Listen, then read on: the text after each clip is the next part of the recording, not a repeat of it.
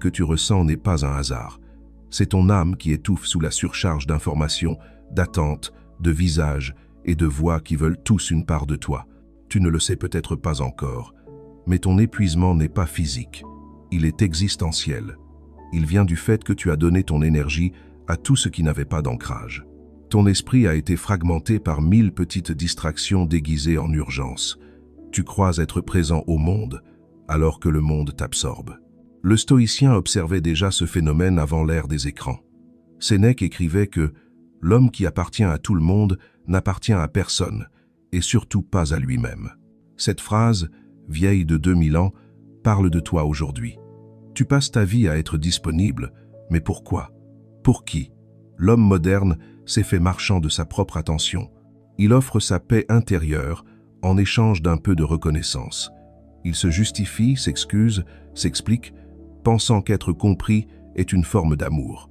Mais la vérité, c'est que plus tu cherches à être compris, plus tu deviens vulnérable. Celui qui veut être compris dépend du regard de ceux qui l'écoutent.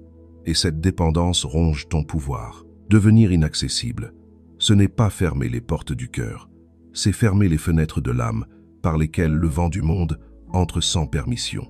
Tu comprends alors que chaque fois que tu réponds à tout, tu t'éloignes un peu plus de toi. Chaque fois que tu cherches à plaire, tu oublies ta véritable valeur. Le stoïcien ne rejette pas le monde, il apprend à l'observer sans s'y dissoudre. Il choisit ses batailles, ses mots, ses présences. Il sait que l'âme ne se préserve pas dans la foule, mais dans le recul. Ce besoin d'inaccessibilité naît souvent dans la douleur. Quand tu as trop donné, trop écouté, trop supporté. Quand tu as voulu sauver des gens qui n'ont jamais voulu être sauvés.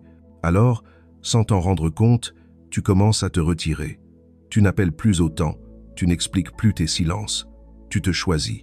Et ce choix, au début, te fait peur, parce qu'il ressemble à une perte, mais il n'en est rien. C'est un retour. Ce moment où tu dis non n'est pas un mur, c'est une frontière sacrée. C'est le début de la maîtrise. Le stoïcisme enseigne que tout ce qui dépend de toi doit être ton royaume, et tout ce qui ne dépend pas de toi ne doit pas troubler ton esprit. Ton accessibilité constante, c'est l'inverse de ce principe. Tu laisses le monde entrer et décider pour toi ce qui mérite ton attention. Mais quand tu redeviens maître de ta disponibilité, tu redeviens maître de ta paix. L'inaccessibilité devient alors une discipline intérieure. Ne plus répondre par réflexe, mais par choix.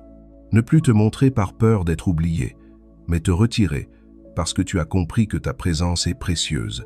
C'est ici que commence la renaissance intérieure, le jour